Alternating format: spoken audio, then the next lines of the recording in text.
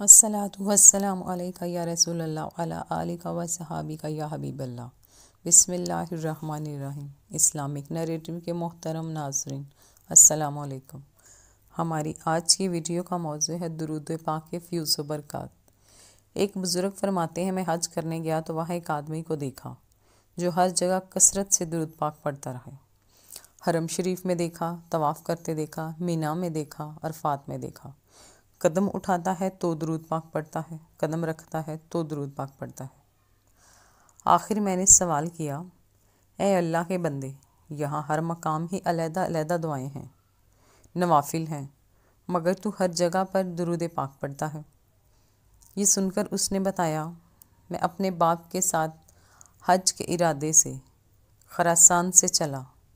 جب ہم کوفہ پہنچے تو میرا باپ بیمار ہو گیا اور پھر بیماری دن بدن بڑھتی چلی گئی، حتیٰ کہ میرا باپ فوت ہو گیا تو میں نے اس کا چہرہ کپڑے سے ڈھانپ دیا۔ تھوڑی دیر بعد جب میں نے باپ کے چہرے سے کپڑا اٹھایا تو دیکھا کہ میرے باپ کا چہرہ گدھے کا سا ہو گیا ہے۔ نعوذ باللہ۔ میں بہت گھبرا گیا اور پریشان ہوا، اور مجھے تشویش لاحق ہوئی کہ میں کسی کو کیسے کہہ سکتا ہوں کہ میرے ساتھ تجہیز و تکفین میں میری اعانت کرو۔ میں باپ کی میت کے پاس مغموم و پریشان ہو کر اپنا سر زانوں میں ڈال کر بیٹھ گیا۔ اونگ آ گئی اور دیکھا کہ ایک بزرگ نہایت ہی حسین و جمیل پاکیزہ صورت تشریف لائے اور میرے قریب آ کر میرے باپ کے چہرے سے کپڑا اٹھایا، ایک نظر دیکھا اور دوبارہ ڈھانپ دیا۔ پھر مجھے فرمایا، تو پریشان کیوں ہے؟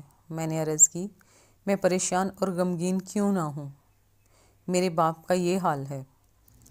فرمایا، تجھے بشارت ہو کہ اللہ تعالیٰ نے تیرے باپ پر اپنا فضل و کرم کر دیا ہے، اور کپڑا ہٹا کر مجھے دکھایا۔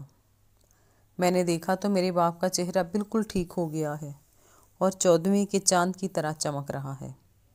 جب وہ بزرگ جانے لگے تو میں نے ان کا دامن تھام لیا اور عرض کیا، اب یہ تو بتاتے جائیں کہ آپ کون ہیں؟ آپ کا تشریف لانا ہمارے لیے باعث برکت اور رحمت ثابت ہوا۔ آپ نے میری بے کسی میں مجھ پر رحم فرمایا۔ یہ سن کر انہوں نے فرمایا، میں ہی شفیع مجرمہ ہوں، میں ہی گنہگاروں کا سہارا ہوں، میرا نام محمد مصطفیٰ صلی اللہ علیہ وآلہ وسلم ہے۔ یہ سنتے ہی میرا دل باغ باغ ہو گیا۔ میں نے عرض کیا، یا رسول اللہ صلی اللہ علیہ وآلہ وسلم، خدا کے لیے یہ تو فرمائیے کہ میرے باپ کا چہرہ کیوں تبدیل ہو گیا تھا؟ فرمایا کہ تیرا باپ سود خور تھا، اور قانون قدرت ہے کہ سود خور کا چہرہ دنیا میں یا آخرت میں تبدیل ہوگا، اور تیرے باپ کا چہرہ دنیا میں ہی تبدیل ہو گیا تھا، لیکن تیرے باپ کی عادت تھی کہ رات بستر پر لیٹنے سے پہلے 100 بار، اور بعض کتابوں میں ہے 300 بار یا پھر کثرت سے مجھ پر درود پاک پڑھتا تھا۔ پھر اس پر جب یہ مصیبت آئی تو اس نے مجھ پر فریاد کی تھی، اور میں ہر اس شخص کا فریاد رس ہوں جو مجھ پر درود پاک کی کثرت کرتا ہے، صلی اللہ علیہ وآلہ وسلم۔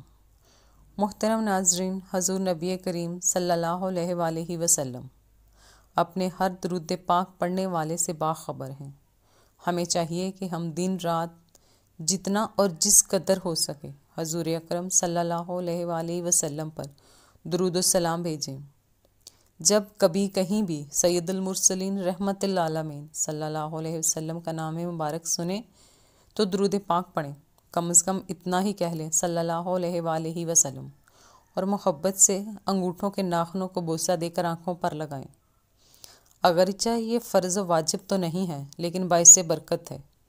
اصل میں یہ محبت کا سودا ہے۔ جس کے دل میں رسول اکرم صلی اللہ علیہ وآلہ وسلم کی محبت ہوگی، وہ اس مبارک فعل سے انکار نہیں کرے گا، اور کسی کا دل محبت مصطفیٰ صلی اللہ علیہ وسلم سے خالی ہو تو اس کا کیا علاج؟